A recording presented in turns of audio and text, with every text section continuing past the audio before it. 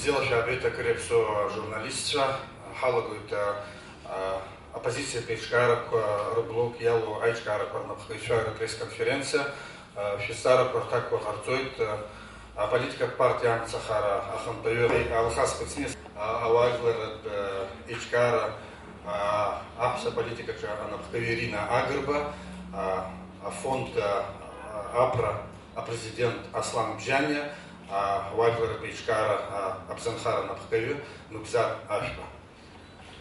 Уважаемые коллеги, начинаем пресс-конференцию руководителей блока оппозиционных сил. Пресс-конференция посвящена общественно-политической обстановке в стране, предстоящему съезду политической партии Амцахара и другим актуальным вопросам. Если позволите, сразу перейдем к вашим вопросам, уважаемые коллеги.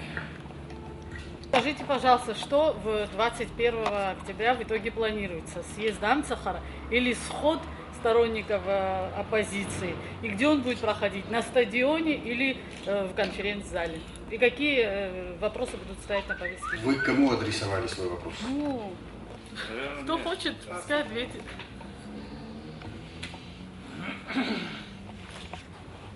Добрый день, уважаемые журналисты, уважаемые коллеги.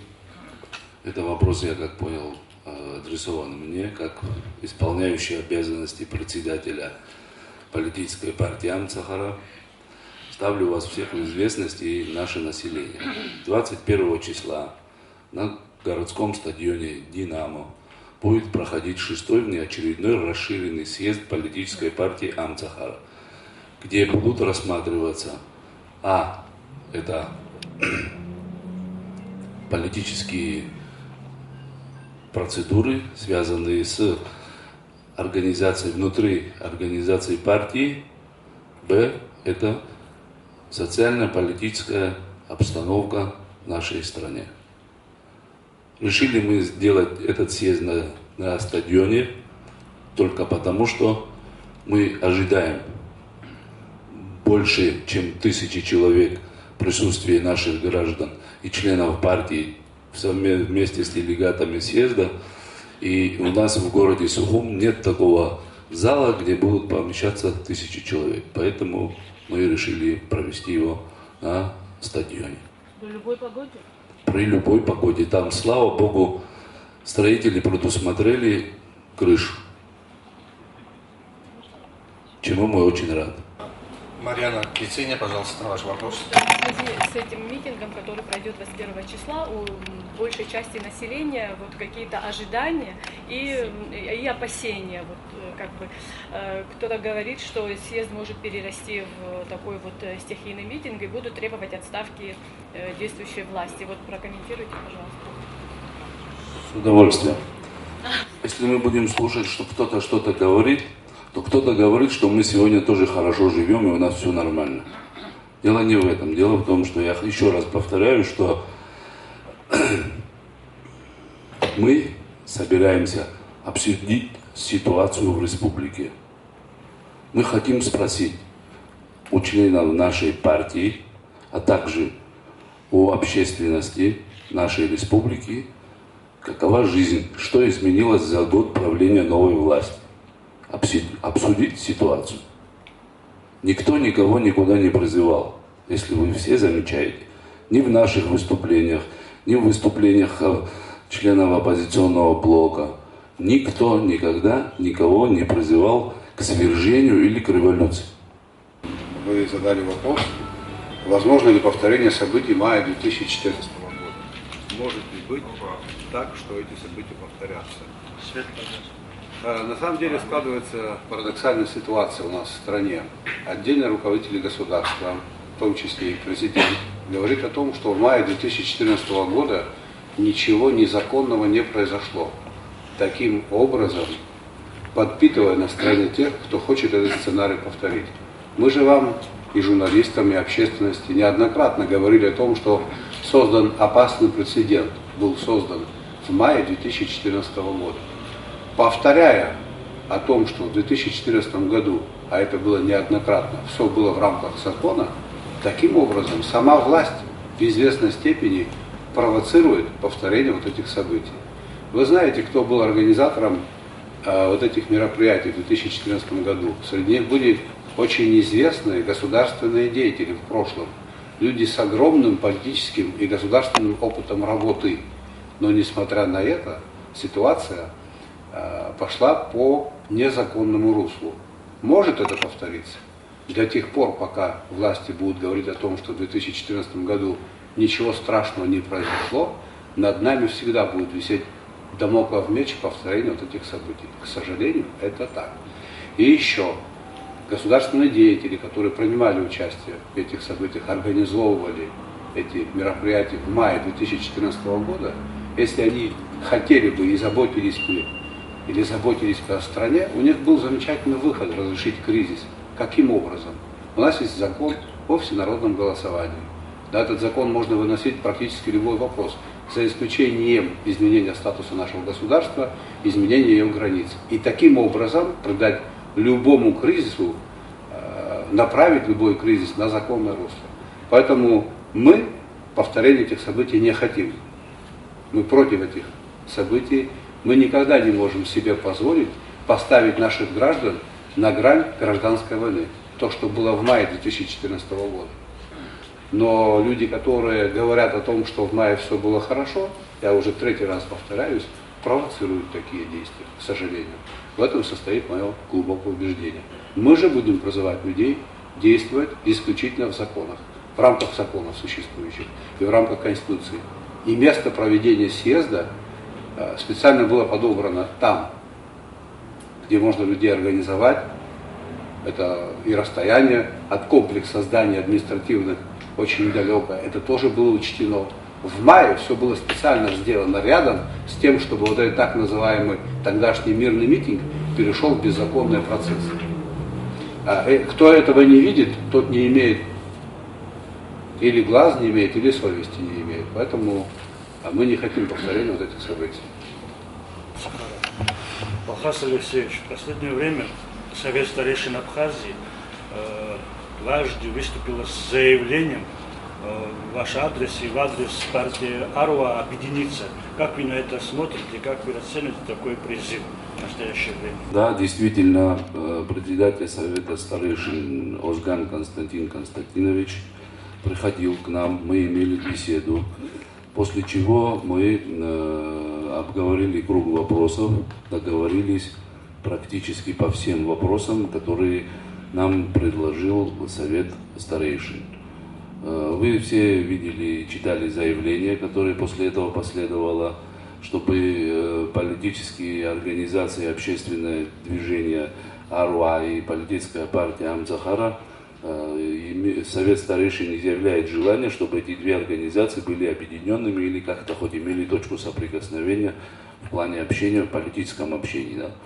Мы всегда контактируем с членами Аруа, они также с нами, но из сложившейся ситуации политической мы на самом деле не будем лукавить, мы не можем объединиться, быть на одной политической платформе ввиду того, что они сторонники нынешней власти, а мы являемся оппозиционной организацией. Вот, и потом еще были ряд встреч у нас.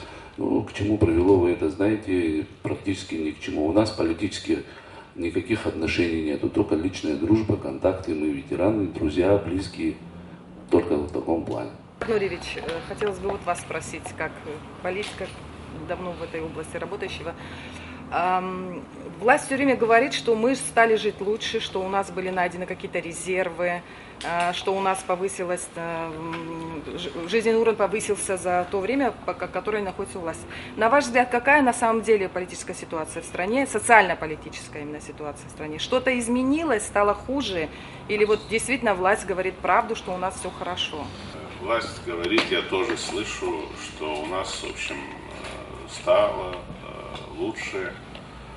Вы знаете, это не власть должна говорить, наверное, а граждане нашей страны должны почувствовать. К великому сожалению, граждане нашей страны вот этих улучшений не чувствуют. Более того, мне кажется, попытки пополнить бюджет любыми средствами это не добавляет авторитета и доверия у этой власти.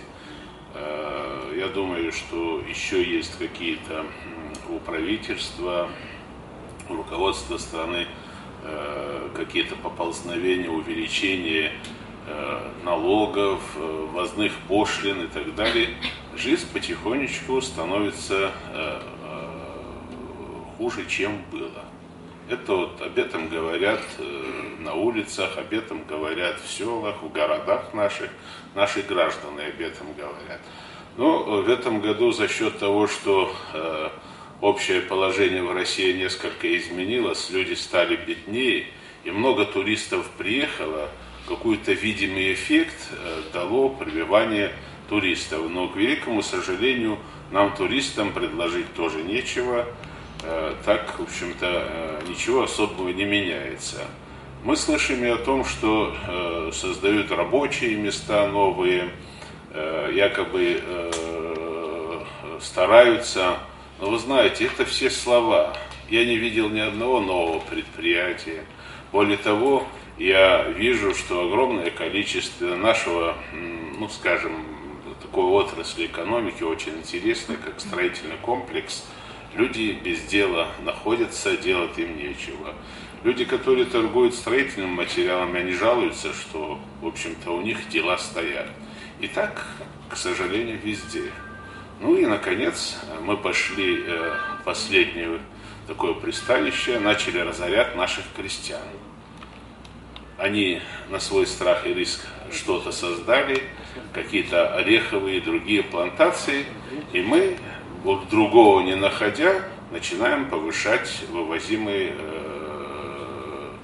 налоги, ну, платы соответствующие, то, что мы очень серьезно огорчили наших крестьян. Ну, так, в общем-то, хвалиться, мне кажется, властям особо нечем. Власть все время говорит, что она пытается с вами договориться, говорит об объединении. Вы сами, какие-то были предприняты попытки выхода на вас? Спрашивали ли у вас какие-то, может быть, вы предложения давали руководству страны, как изменить ситуацию? Ну, есть какие-то предложения, но предложения, знаете, вот единственное предложение, о чем я могу сказать, была попытка у властей, у руководства страны создать некий консультативный политический совет при президенте. Но это, мне кажется, было сделано очень поздно. Более того, туда приглашали нас избирательно. Ну, видимо, так нельзя делать, а еще в этот консультативный совет предлагалось всем партиям, которые находились в координационном совете, а нас несколько человек. Мы предложили свои какие-то предложения по уставу этой организации. Мы не отказались, никто из вот сидящих здесь из нас не отказался. Пожалуйста. Но мы предложили несколько своих условий. То есть мы, если будем в меньшинстве, что мы можем там решить? И для этого консенсусом вопросы решались. Но пока власти не приняли, ну, в принципе, это такая попытка слабая, она тоже никаких результатов пока не дала. Вот сидящие в этой аудитории, это образованные люди, вне всякого сомнения. Что на самом деле происходит? Я, как гражданин Абхазии, был бы очень рад, если бы мне показали хотя бы одну отрасль экономики или иные сферы, важные для наших граждан и государства, где у нас есть хоть какой-то прирост или прогресс. Вы знаете, мы недавно создали фонд политических и экономических исследований, и нам было бы интересно видеть успех хоть в чем-то. Ну, может быть, на личном уровне у кого-то есть успех, кто-то хорошо женился, кто-то организовал какой-то бизнес. Я этот аспект не имею в виду. Но на самом деле ничего же не происходит. Происходят процессы, которые губительно действуют на нашу жизнь. Давайте возьмем строительную отрасль. Там было около 3000 рабочих мест. Сегодня там работает около 200 человек. Давайте возьмем сельское хозяйство. В период выборов и все время, когда люди шли к власти, говорили о том, что сельскому хозяйству будут помогать. На самом деле, прежнее руководство Абхазии может быть, и не смогло оказать в должном объеме нужную помощь селу. Но уж точно никому в селе не мешали. Недавно в своем заявлении премьер-министр сказал о том, что бюджет 2016 года будет иным. Он будет значительно больше, чем бюджет 2015 года. Когда ему задали вопрос, за счет чего, он говорит, что мы примем ряд таких шагов, и они к этому приведут. На самом деле речь шла об ужесточении налогового бремени. О чем идет речь? У нас экспорт там 2,5 миллиарда, импорт 14 миллиардов рублей. Они хотят ввести НДС на импорт. Как это на нас с вами отразится? А НДС ставка будет 10%. К примеру, на сахар. Он подорожает на границе на 10%. В рознице он подорожает процентов на 18%. Сегодня за ваши 100 рублей условных, если вы можете купить 5 килограммов сахара, после того, как они введут такую вот интересную модель управленческую, вы будете покупать 3 килограмма. Вот это как на вас отразится. Вот к чему мы идем. Если бы мы увеличивали бюджет Абхазии за счет создания новых производств или новых рабочих мест, это было бы здорово. В этом направлении нужно было бы идти. И еще ученые говорят, я как бы обращаюсь к ним, если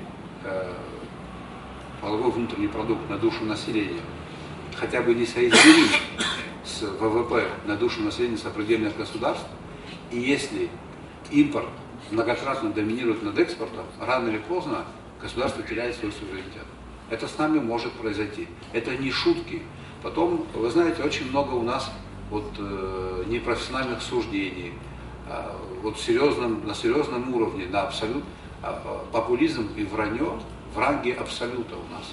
Люди врут без конца, люди говорят глупости без конца, и вот на этом как бы пытаются держаться дальше. Я вот иных примеров или иных, скажем так, механизмов для того, чтобы построить страну, собственно говоря, ее экономику, просто нет. Как вы относитесь к вопросу добычи нефти в Абхазии? И ваши отношения хотелось бы узнать к продаже недвижимости иностранным гражданам. Вы знаете, кому это выгодно, надо посмотреть. А это выгодно, с моей точки зрения, это может быть выгодно гражданам Абхазии, если к этому процессу подойти очень разумно. О чем идет речь? Государства, которые продают недвижимость, как правило, это развитое государство. Но ни в одном государстве нет такого, чтобы недвижимость продавали как попало. Все это оговаривается массой условий. Где-то лимитируется, определяются специальные места, указывается, какое количество квадратных метров, если инвестор строит, должно отойти муниципалитету и так далее. Это все делается с оговорками. И это становится инструментом в развитии государства, которое такое решение примет. Вот я в качестве примера вам могу привести следующий пример. Но нигде, как правило, нигде приобретение недвижимости не увязывается с приобретением гражданства. Этого делать ни в коем случае нельзя. Вот Объединенные Арабские Эмираты. Возможно, вы мне не верите. Часть из вас, конечно, мне не верит. Вы вот попытайтесь, пожалуйста, проинтересуйтесь. Там проживает 8,5 миллионов людей. Из них только 11% являются гражданами. Все остальные имеют право, вид на жительство на 99 лет. Если ты прожил столько, сколько мой дедушка говорит, тебе посчастливится на 100-м году получить гражданство. Но самое главное, кому это нужно? Если кто-то думает, что это нужно больше русским, чем нам, глубоко заблуждаетесь. Это нужно нам, нашим гражданам, нашей стране. А потом кто решил, что вот возникла война, наш гражданин, крестьянин должен знать, у него высокий долг, высокое сознание, что с врагом нужно воевать. А видите ли, он не может знать, ему надо свою квартиру продавать или нет. Это кто решил за него такие решения принимать? Что, у нас такие глупые люди не знают, им нужно что-то продать или нет? Мы не можем им доверить распоряжаться их имуществом? Это что за подход такой? Что касается нефти, коротко так, я неоднократно об этом высказывался. 7 государств причерноморских, 6 из них ведут работу в этом направлении. 2 государства нефть добывают. Да, была авария. Была авария в Мексиканском заливе. Вот я, госпожа Кучмерия, вам все это адресую, вы задали вопрос. Мексиканский залив в 4 раза больше Черного моря. Это пятно ушло на 1250 миль. Вот в Турции нефть в море уже добывают. Румыны добывают. Если вдруг произойдет авария в Турции, Черное море на много лет утратит свои рекреационные возможности. Что мы с вами будем есть? Кто к нам приедет в грязное море? Или можем ли мы сделать так, чтобы все государства Черного моря отказались от добычи нефти? Если можем, то нужно пойти по этому пути. Давно, кстати говоря, у нас не было такой возможности в эфире обратиться к телевидению. Хотя, честно говоря, я не в курсе, какая задача сегодня редакции поставлена съемочной группе и что сегодня дойдет до нашего народа, до нашего общества из того, что мы сейчас скажем. Я предполагаю, что будут определенные фрагменты, где после того, как они будут вырваны из контекста, очень мягко, очень сглаженно прозвучат какие-то вопросы. И своей цели вот этой пресс-конференции, боюсь, что мы не достигнем, потому что между народом, нашим обществом и нами, оппозицией, сегодня стоит власть, но в лице Абхазского государственного телевидения. Абхазское государственное телевидение сегодня небольшая лавочка для небольшой группы властвующих людей.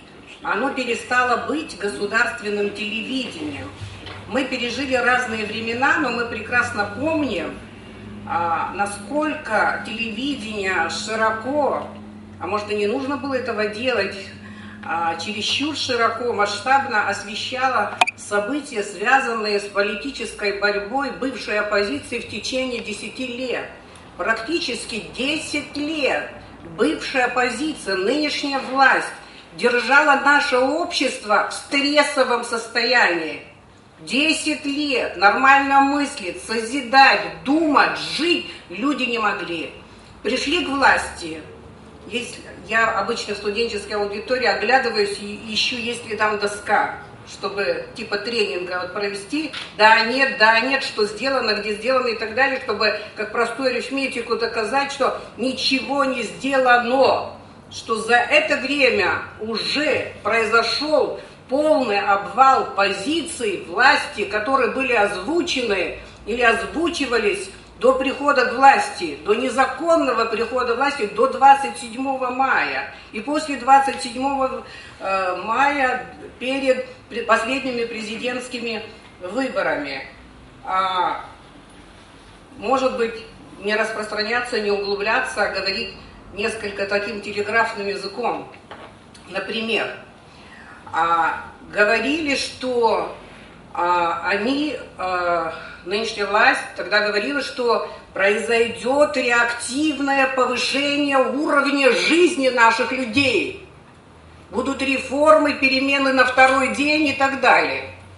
Назовите мне хотя бы один аргумент, подтверждающий, что этой власти удалось сдвинуться с места хоть на полшага. Ничего ровным счетом не сделано. Более того, в поисках внутренних врагов вместе с своим несторонником она проводит так называемую реформу оптимизации штатов, которая направлена на сокращение бюджетников, которые их не устраивают. Это просто месть людям, простым людям, которые пытаются вот этой мизерной зарплатой содержать и накормить свою семью. Консолидация народа. Сколько лет мы об этом говорим? Вечно бывшая оппозиция обвиняла наших президентов в том, что они не консолидируют народ. Но я хочу увидеть хотя бы один факт, консолидирующий народ, действия президента, которые воочию увидели за год.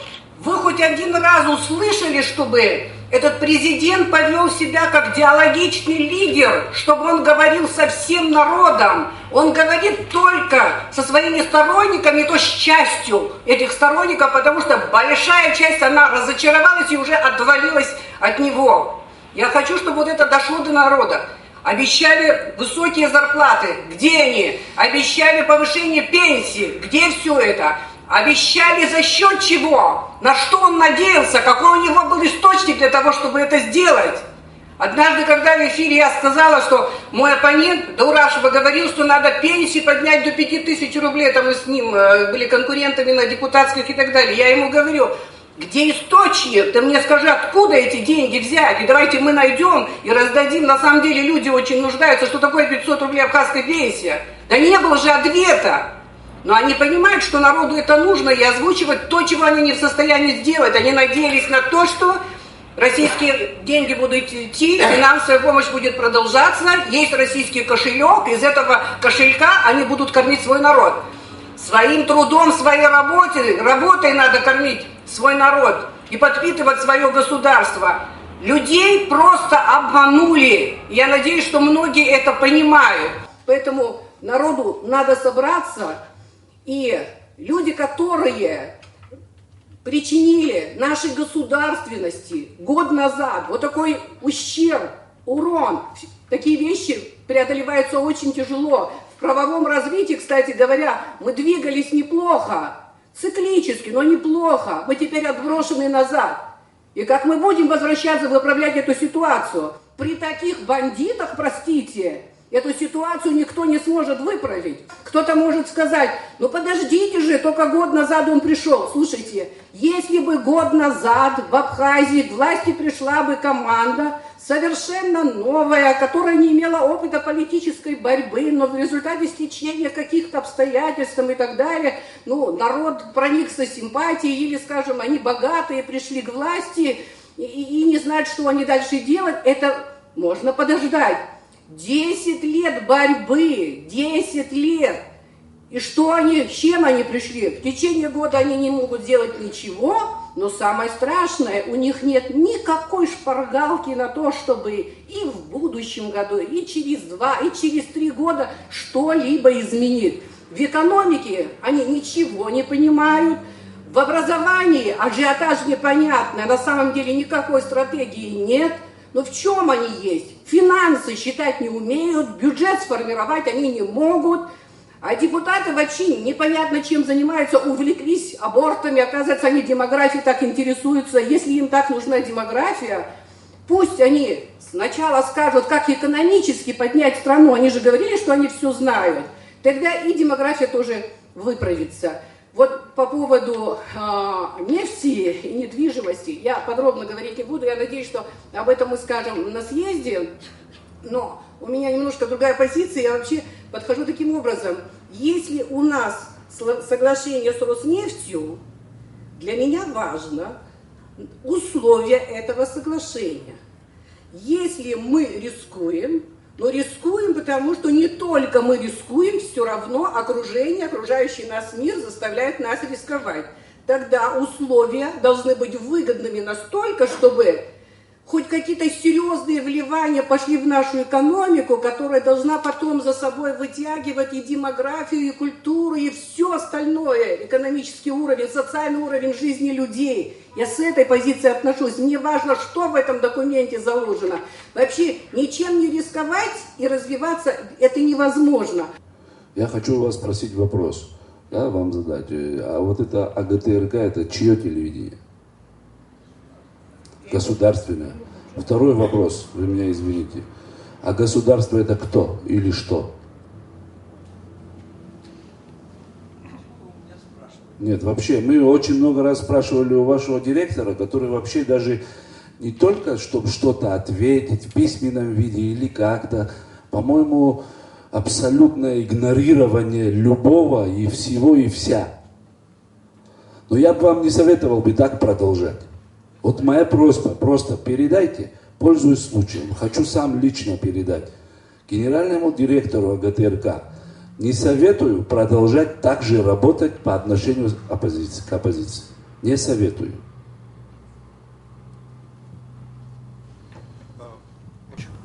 Из официальных сообщений известно о том, что в Абхазию завезены паспорта, абхазские паспорта. И в этом сообщении говорится, что жителям Гальского района будут выдаваться вид на жительство. Вопрос. Какими вы видите будущее Гальского района там, где живут неграждане Абхазии?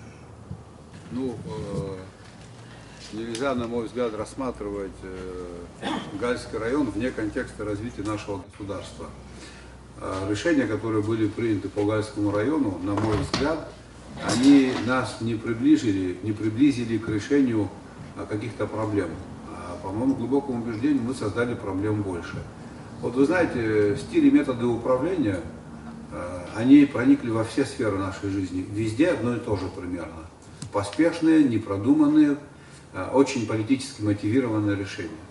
Это все вписывается вот именно в определенную политическую школу, которая сегодня управляет страной. Поэтому мне сложно судить, как будет судьба жителей Гальского района. Все будет зависеть от того, как у нас здесь, в Абхазии, во всей Абхазии пойдут дела. Если руководство страны будет продолжать работать в таком же ключе, то ничего хорошего не произойдет нигде вообще. Вот мои рекомендации, просьба была бы такая большая, прямо с сегодняшнего дня вот эту вот политику информационную как-то поменять. Так кардинально изменить. Мы должны иметь в эфире столько времени, сколько имеют все остальные.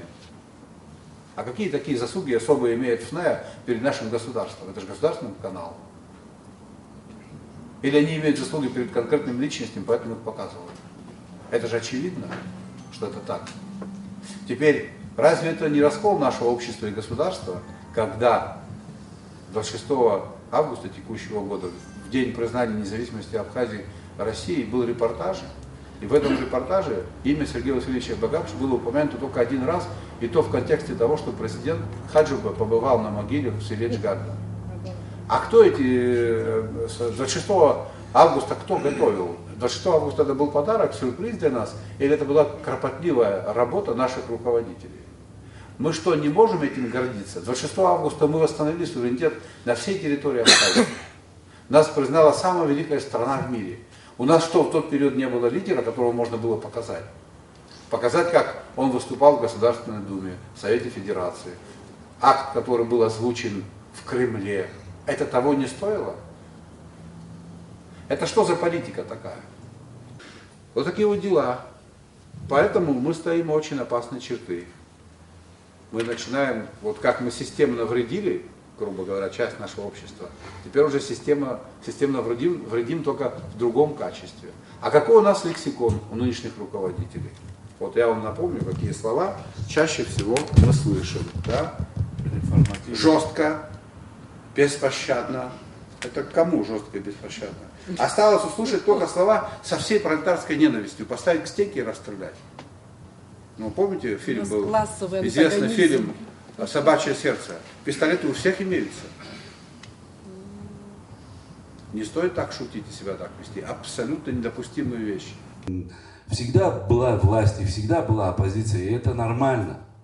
Но когда они в конструктивной форме сотрудничают, можно так сказать, да, если это же нормально, правильно?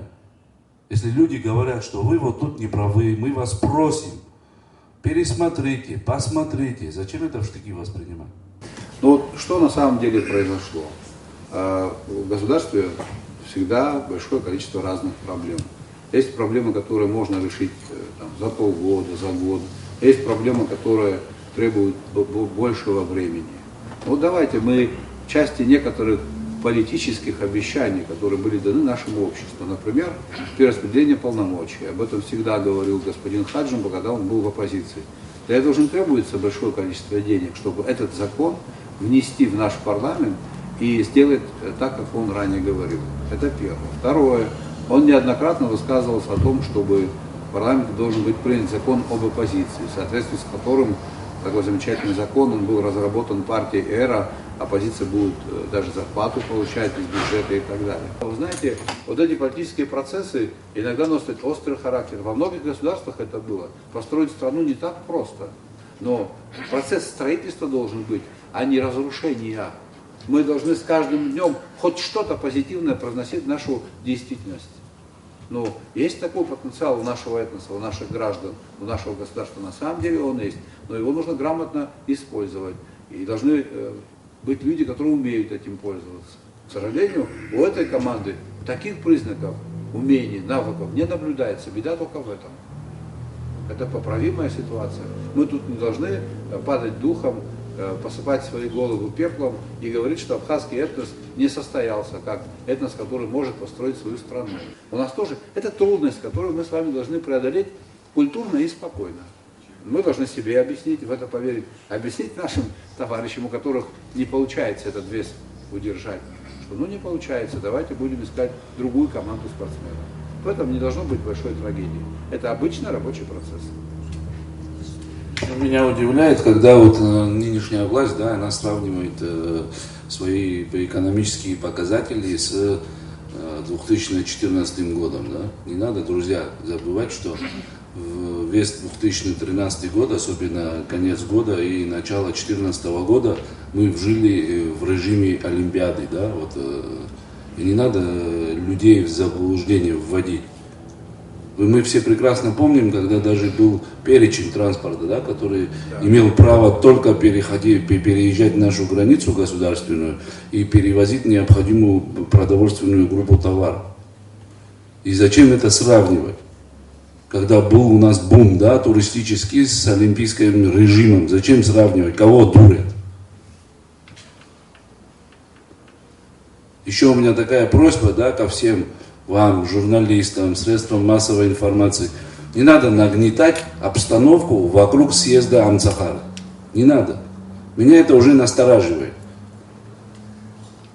Вот и чтобы не происходило там никаких вот вещей, да, в виде вот провокаций, здесь вопросы такие задавались, да, меня это уже в этом плане настораживает. Излишний ажиотаж вокруг съезда политической организации. А какими методами оппозиционные силы планируют добиваться решения своих задач? Что планируется? Ну, точно методы Елены Глинской мы на вооружение не возьмем. Это как в качестве примера. Да. И чтобы не забывали, да, чтобы все знали, что так было где-то. Это для того, чтобы показать нашим гражданам, что так не должно быть больше. Особенно у нас здесь в Абхазии.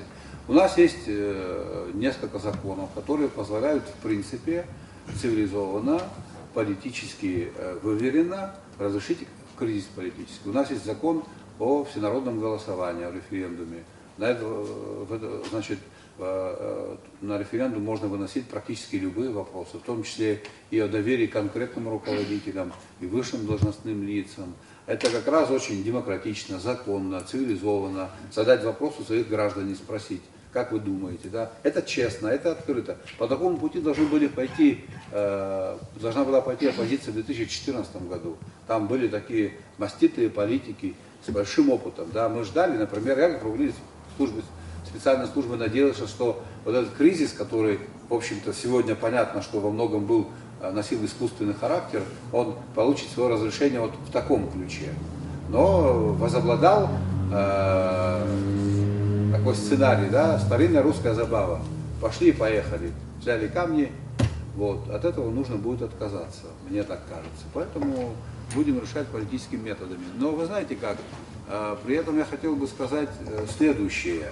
Ни в коем случае, с учетом того, что у нас нет такого большого, скажем, политических традиций наработанных, да, вот государства прошли через перипетии, через большое количество проблем, они устоялись, у них больше опыта государственного, да, у нас такого большого опыта нет, поэтому вот с нашим населением нужно очень грамотно работать.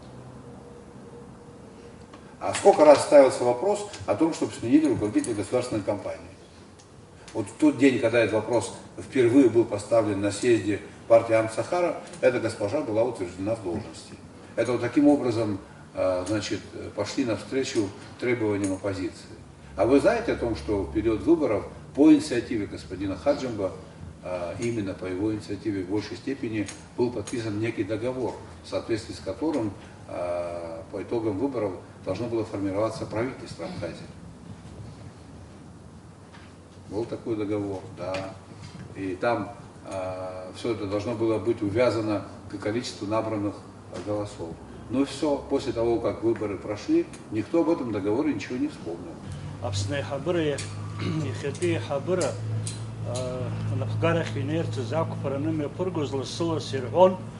نخص كافكاز بحشت شبوك تجدي حمب يشرحتوه بشرحله بشرحمم حيما درا شيمبا شبسك بشكر نيفس نشباش بويخن خص كافكاز بريسبوبليكا كوي أبسنحن تكار ريزق الزعاشة كرة شابسكما نخص بحشت في يشتغل الأفكار جزبرج يشتغل نرخي عرا حبرا يلا جمر في شباق بشيخ بي أتقول الزعاشة. Сара Салага, я яшачхан Хацкавказе хахайшве хари аймадарабзи исм шаги хаман. Вы зназно осерхот амтака анух чикен псичхас нас изег вишпи يخيق وابسني حبر النايل يتزقي يخيط يتباخيت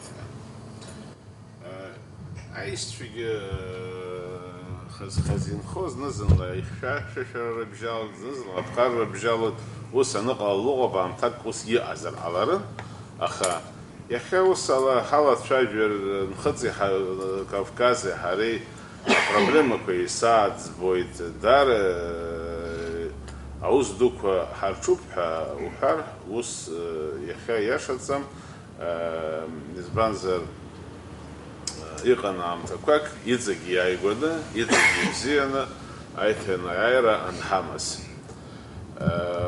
مكان ويقانا خلق يقضو رتشدزاك قدزم يهم حوزر نصوش بي يخيقو بسنا يحبر عن رقطان أزوك ويجي كان خز كافكازي أو سرويت أخا ورتاوا أوس زوايا بانز رمو авторитет до дера республика Каракану وي على تشاجرة ويدش الزارب سريحة تيحي فلرجويا على تشاجرة استخدام جابجرك يخدارو والله شخور بتبش دارو وقوغر بتبش يجتسو وسدو كابتنا يزجي حجاري ببو حيتناير يزجي بسين وسخو حارت مكان دارة يقطع وسقعتم أجيب توسك زجريبش راجع شجرة رتشني قب أوسك راسته أسيار كذا نحوس.